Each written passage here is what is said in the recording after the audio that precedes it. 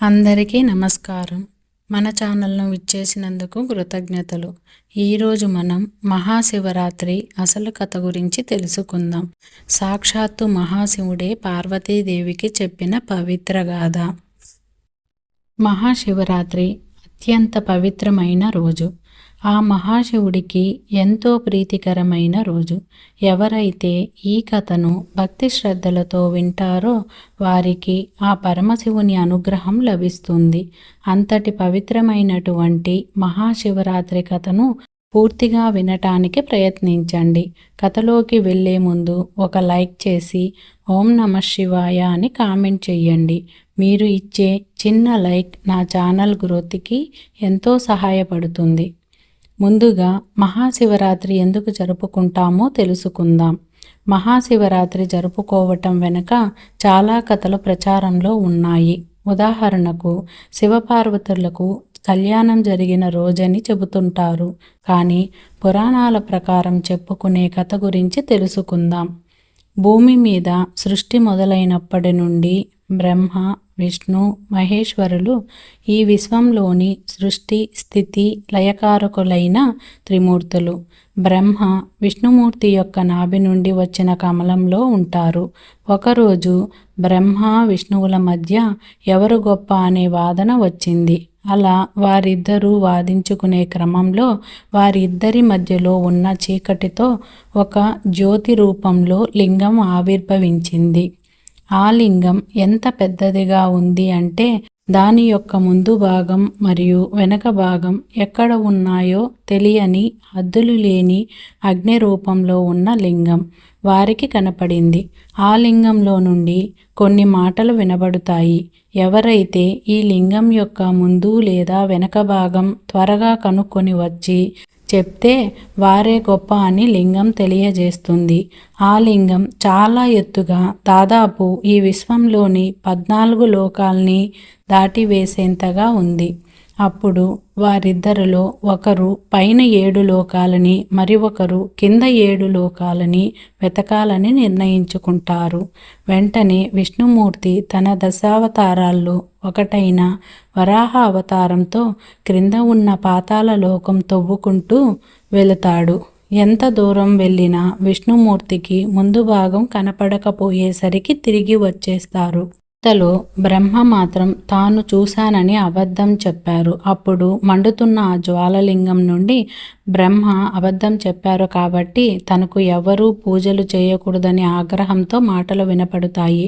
ఆ మాటలు విన్నాక ఆ లింగం ఎవరో కాదు, మహాశివుడు అని వారికి అర్థమవుతుంది. బ్రహ్మ తన తప్పును ఒప్పుకుంటారు. ఆ లింగం నుండి శివుడు బయటికి వచ్చి, ఈ విశ్వంలో ఒకరు గొప్ప అని ఏమీ లేదు, సృష్టి, స్థితి, లయ 3 కూడా సమానమే అని చెబుతారు. అలా మాఘమాసం బహుళ చతుర్దశి రోజున శివుడు లింగ రూపంలో ఉన్న జ్యోతిలాగా ఆవిర్భవించాడు కాబట్టి ఆ రోజున మనం శివరాత్రి జరుపుకుంటాం. ఇక శివరాత్రి అని ఎందుకు అంటారు అంటే ఆ రోజున లింగం మహానిషి అనే సమయంలో ఆవిర్భవిస్తుంది. నిషి అంటే సంస్కృతిలో రాత్రి అని అర్థం. చీకటిలో ఒక జ్యోతిలాగా వచ్చి అజ్ఞానాన్ని తొలగించాడు కాబట్టి మనం మహాశివరాత్రి జరుపుకుంటాం. ఈ శివరాత్రి ఒక్కరోజు మాత్రం మన దేశంలో చాలామంది జాగారం చేస్తారు. జాగారం చేయలేని వాళ్ళు ఉపవాసం చేస్తారు. ఎందుకంటే జీవితంలో ఒకరైనా జాగారం లేదా ఉపవాసం చేయటం వలన సహనం, దృష్టి పెరుగుతాయని పెద్దవాళ్ళ నమ్మకం. అయితే వాళ్ళు మహాశివరాత్రిని జన్మకో శివరాత్రి అంటారు. మహాశివరాత్రి అత్యంత పవిత్రమైన రోజు. ఆ మహాశివుడికి ఎంతో ప్రీతికరమైన రోజు. ఎవరైతే ఈ కథను భక్తి శ్రద్ధలతో వింటారో వారికి ఆ పరమశివుని అనుగ్రహం లభిస్తుంది. అంతటి పవిత్రమైనటువంటి మహాశివరాత్రి కథను పూర్తిగా వినటానికి ప్రయత్నించండి. కథలోకి వెళ్ళే ముందు ఒక లైక్ చేసి ఓం నమః శివాయ అని కామెంట్ చేయండి. మీరు ఇచ్చే ఈ చిన్న లైక్ నా ఛానల్ గ్రోత్కి ఎంతో సహాయపడుతుంది. ఒకనాడు కైలాసంలో మేరు పర్వత శిఖరంపై పార్వతీ పరమేశ్వరులు సుఖాసీనులై కూర్చున్నారు. ప్రశాంతమైనటువంటి వాతావరణంలో పార్వతీదేవి తన మనసులోని సందేహాన్ని పరమశివునితో చెప్పింది. ప్రభు, భూలోకంలో మానవులు పాపాలు చేస్తూనే ఉంటారు. వారు చనిపోయిన తర్వాత వారి పాపాలను ఎలా పోగొట్టుకోగలరు? ఒకవేళ భూమి మీద బ్రతకుండగానే ఏ వ్రతం చేస్తే వారికి మోక్షం లభిస్తుంది? ఏ వ్రతం అంత పవిత్రమైంది? దయచేసి నాకు తెలియజేయండి అని పార్వతీదేవి ప్రశ్నించింది. అప్పుడు కరుణామయుడు అయినటువంటి ఆ బోలా శంకరుడు చిరునవ్వుతో ఈ విధంగా బదిలిచ్చాడు. దేవి, మహాశివరాత్రి వ్రతం అత్యంత పవిత్రమైన మాఘమాస బహుళ చతుర్దశి నాడు ఈ వ్రతాన్ని ఆచరించాలి. తెలిసి చేసినా తెలియక చేసినా ఒక్కసారైనా ఈ వ్రతం చేస్తే యముని భయం దూరం అవుతుంది, ముక్తి లభిస్తుంది. దీనికి దృష్టాంతాలుగా ఒక అద్భుతమైన కథను చెప్తాను, జాగ్రత్తగా విను అని చెప్పటం మొదలుపెట్టాడు. పరమశివుడు పార్వతీదేవితో చెప్పినటువంటి ఆ అద్భుతమైన కథ పురాణంలో మధ్య దేశంలో ఒక చిన్న గ్రామంలో చిత్రభాను అనే వేటగాడు ఉండేవాడు. వేట అతని వృత్తి. కానీ అతనికి శివశివ అనే నిత్యస్మరణ చేసే అలవాటు ఉంది.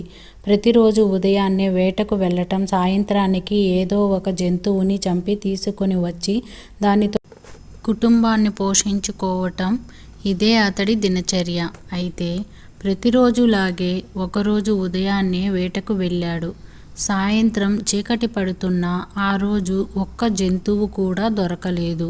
దాంతో ఎంతో నిరాశగా ఇంటి ముఖం పట్టాడు. ఇంటికి వస్తున్న క్రమంలో దారిలో అతడికి ఒక సరస్సు కనిపించింది. వెంటనే అతనికి ఒక ఆలోచన వచ్చింది. రాత్రిపూట కదా, ఏదో ఒక జంతువు సరస్సు దగ్గరికి నీళ్లు తాగడానికి వచ్చి తీరుతుందని, దానిని వేటాడొచ్చని భావించి ఆ సరస్సు పక్కనే ఉండే ఒక చెట్టెక్కి కూర్చున్నాడు. సరస్సు వైపు గమనించే క్రమంలో తన కంటి చూపునకు అడ్డంగా కొన్ని కొమ్మలు ఉండటంతో ఆ కొమ్మల ఆకులను తుంచి కింద పడేసి ఆ చెట్టుపై కూర్చున్నాడు. ఖాళీగా కూర్చోకుండా నిత్యం ఊతపదంగా శివశివ అంటూ కాలం గడిపాడు. కానీ ఆ రోజు మహాశివరాత్రి పర్వదినం. ఆ రోజు శివరాత్రి అనే విషయం కూడా అతనికి తెలియదు. ఆ రోజు రాత్రి కొంత సమయం గడిచాక ఒక ఆడజింక నీళ్లు తాగడానికి ఆ సరస్సు వైపుకు వచ్చింది. వెంటనే బోయవాడు ఆ జింకకు బాణాన్ని ఎక్కుపెట్టాడు.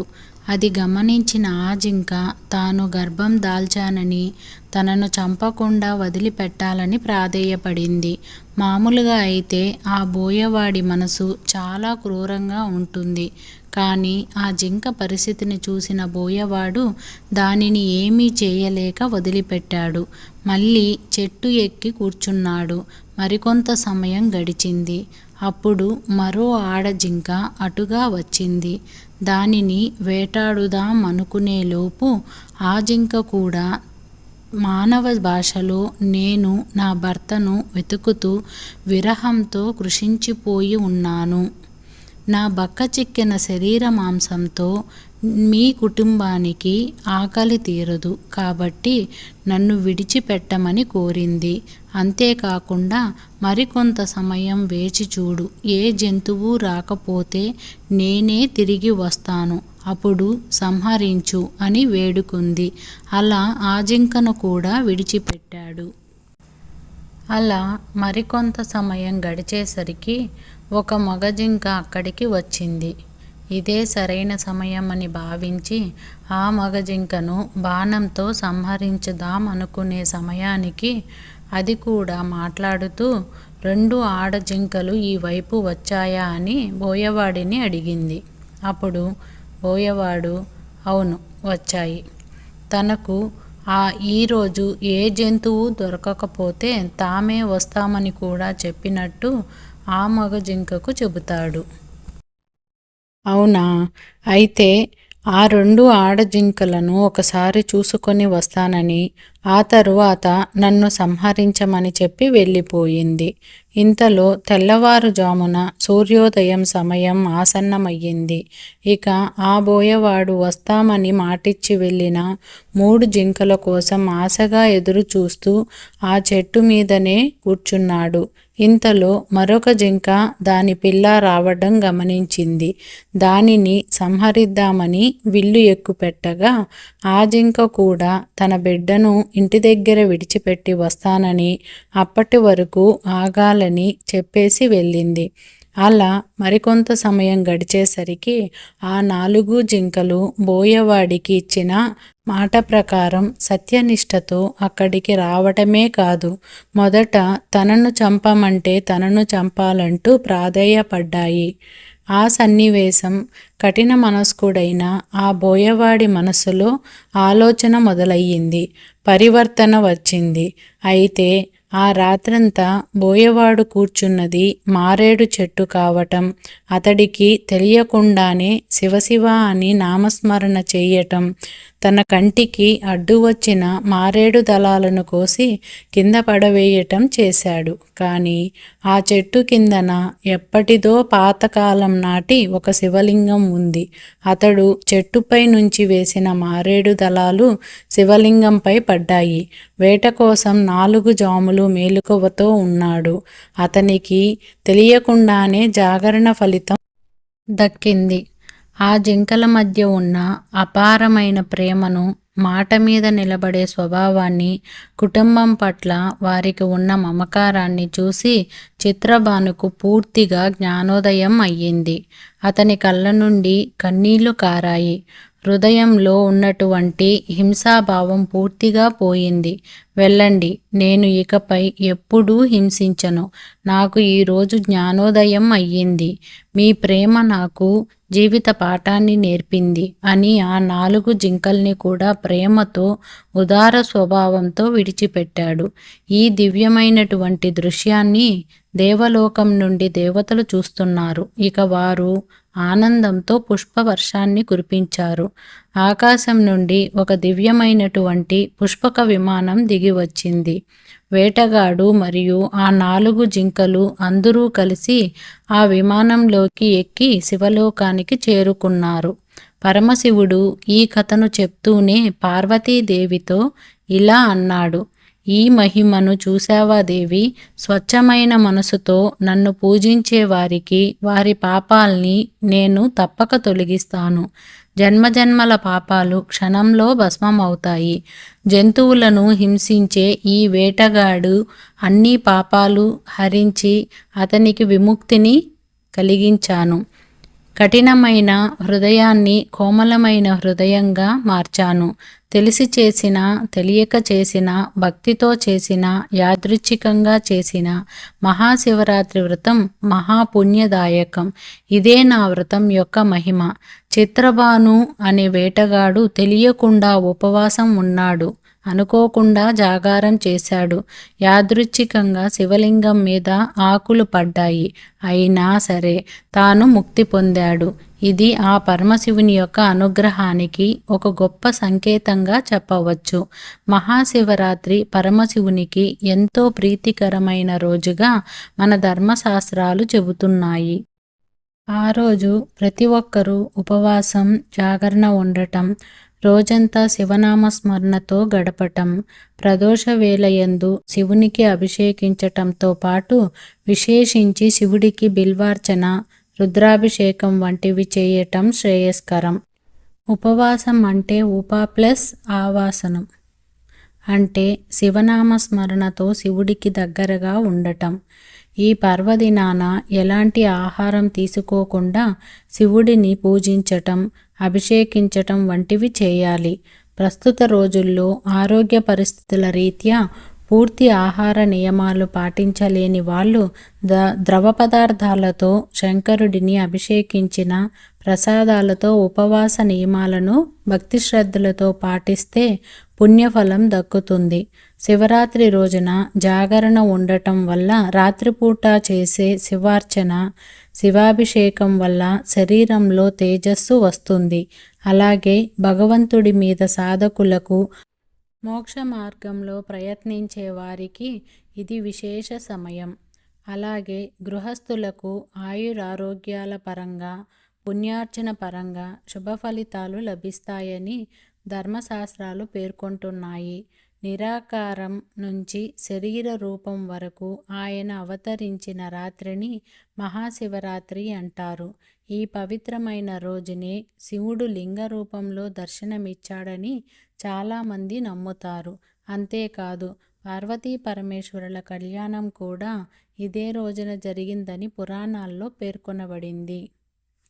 నాకు తెలిసిన పురాణాల ప్రకారం ఈ కథను తెలియజేయడం జరిగింది. ఇందులో ఏమైనా తప్పులు ఉంటే కామెంట్ రూపంలో తెలియజేయవలసిందిగా ప్రార్థన. ధన్యవాదాలు.